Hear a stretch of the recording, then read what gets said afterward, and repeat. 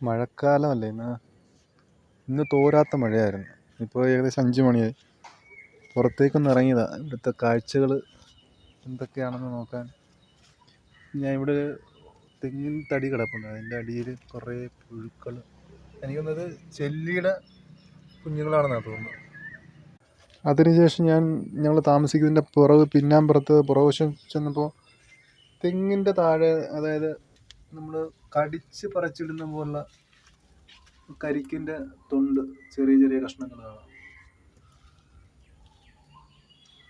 ഞാൻ പറയില്ലേ, ചെറിയ കഷ്ണങ്ങളുടെ ശ്രദ്ധയിൽപ്പെട്ടത്, ഞാൻ മതിലിനപ്പുറത്ത് നമ്മുടെ അകത്തു വന്ന് നോക്കിയപ്പോൾ ഒരു തൊണ്ട് ഇങ്ങനെ ഈ രീതിയിൽ തുരന്ന് കിടക്കുന്ന അവസ്ഥയിൽ കാണാം. ഇതെന്താണെന്ന് അറിയാവുന്നവരൊന്ന് കമൻറ്റ് ചെയ്യണം. ഇത് കുരങ്ങാണോ അതോ മറ്റു എന്തെങ്കിലും ജീവിയാണോ ഇതിങ്ങനെ ചെയ്യുന്നത്?